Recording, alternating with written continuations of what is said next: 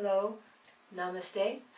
My name is Dr. Linda Gadbois, and I'm doing what I call a short little how-to session on mind mastery, and basically just creating a series of videos that give you tips on different practices that you can undertake to learn how to take control and start utilizing the power of your own mind, body, to be more creative in life. And this painting right here is basically a symbolic depiction of the three minds. And the moon up here, which is kind of like in an egg shape, the aura forms an egg shape, is actually what we call the superconscious, or the higher mind. And it flows down over the landscape in a distinct stream of consciousness, flows down into the lower landscape and forms out over the subconscious mind and then flows out into the conscious mind. And it has an aura or an energy field around it, an illumination, like an atmosphere around it. And that atmosphere is imbued with a couple of the colors off of the rainbow.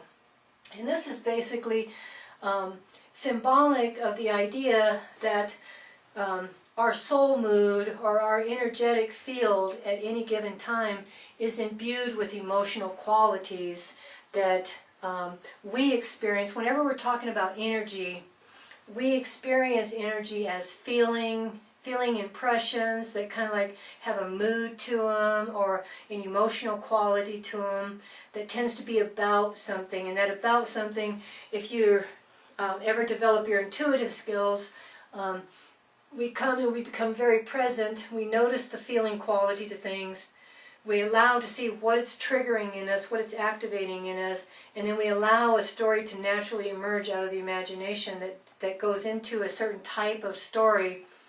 And that, if you develop that ability and trust it and work with it a lot, is extremely accurate in being able to tell experiences that people have had, experiences that are about to come, and that type stuff. But whenever we're communicating with people, the very first form of communication that we have with people is our energy field. And our energy field, it's been given a lot of names, but it's basically an electromagnetic field that extends quite some distance from our body, but is noticeably felt, readily felt by anybody 10 to 15 feet away. And that's 10 to 15 feet from my body and your body. So typically, if we're in the same room with somebody, if we're paying attention and we know how to sense feeling qualities, we are definitely interacting with and having their field's influencing us and our field is influencing them. And when people come together, the way energy works is we've got two fields, two people with, and our field of energy, the vibratory quality of our field of energy, is determined by our state of mind. And I'll go into that here in just a second. But when energy comes together in near proximity of each other, they interact and influence each other. And that means that if they're of the same quality, same mood, same basic state of mind, then they almost like resonate, and it kind of like increases or just strengthens the mood of both people. And when this happens, we have feelings of, feeling comfortable with that person. We like that person. That person's a lot like us. We form a kind of natural rapport. We relate to them. That type of conformity type experience goes on. But when we come together with somebody who has a very different vibration than us, maybe we're in a real happy, bubbly mood and they're, real sad and down in the dumps. There's a noticeable contradiction in the energy, and they start influencing each other.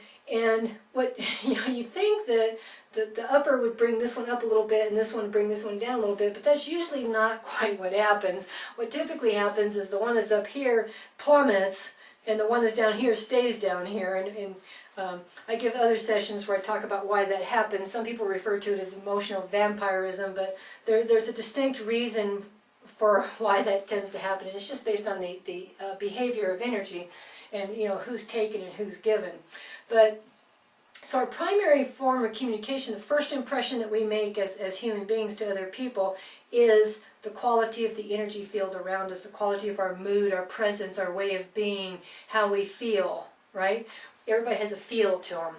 And there's a part of this field that stays consistent throughout our life, and it's based on our soul patterning or our soul quality, which means that we have certain emotions and certain moods that we tend to be in most often, right? They're predominant features that we have. But it's also based on what mood we're in at any given point. Whether we're in a good mood, a bad mood, an in-between mood, a bored mood, directly controls the energetic vibration or the feeling quality of our energy field. So in this energy field, the way to create it is determined basically by our state of mind. And our state of mind is basically an alignment of all three minds, the superconscious mind, the big picture, idea-oriented, the conscious mind, which is the thinking, rationalizing, logical, talking mind, and then the subconscious mind, which is the feeling, emoting, symbolic, creative. It controls our behavior mind. So to determine your state of mind, notice what you're focused on. What you're telling yourself about what you're focused on is giving it meaning, right? The internal dialogue and the story that you say about something makes it mean something. And then we have an emotional response to our own thought process. We have an emotional thoughts based on the meaning that we've given an idea. And these three are always a direct reflection of each other. They're always interdependent, interactive, and one influences the other one and shifts it and modifies it automatically. And if you can't work with the thought process or the internal dialogue, which many people have a hard time doing because even if you can control your thought process or what you're focused on, let's say you wake up and you're in a bad mood, okay?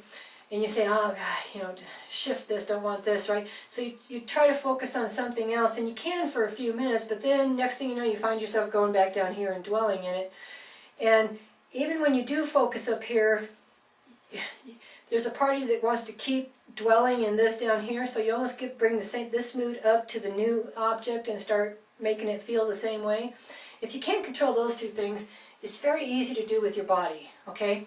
And notice that moods, feelings, emotions have physiology attached to them. We say we don't have emotions, we do emotions, right? We have a pattern that's attached to a state of mind. And if you're feeling down and notice that when you're feeling down, you're slow, you're tired, you're dragging. When you walk, you're dragging your feet, you're lackluster, no enthusiasm, no excitement, Just notice how that feels, and you can say, okay, change your body, right? Stand up, energize yourself, put on some music, dance to the music, go out, go for a walk, jog, ride your bike, do something that's very energetic and very active. Even go do yard work. I mean, you can do a lot of things as long as you get up and you become very active with your body. Activity naturally induces a more positive state of mind. Because if you notice, when you're in a positive state of mind, what's the behavior? You're up, you're light, you're energetic, you feel excited, you got that little bubbly quality going on. You're usually talking with your hands a lot, you got a lot more gestures going on. Right, you're quicker in all your movements. So just by increasing the activity of your body can automatically completely change your mood. So by using those three techniques, either one of those will change the state. If it's easier, use the body. If not, learn how to control what you're focused on and learn how to give things different meaning, right? Because they only mean what we say they mean. Meaning is a personalization of a neutral or objective experience. And learn how to pay attention to what you're doing with your body and change your body. And that will change your state of mind, which will automatically change your energy field, change the frequency or the vibratory quality, the emotional feeling quality that you're projecting and putting off to other people. And learn how to consciously do this. When you wake up in the morning, ask yourself, based on what you're going to be doing that day, what's the best energy for me to put off, what's the best state of mind, the best mood for me to cultivate based on what I'm going to go do today. Set the intention, create the desire, and learn how to control your energy field.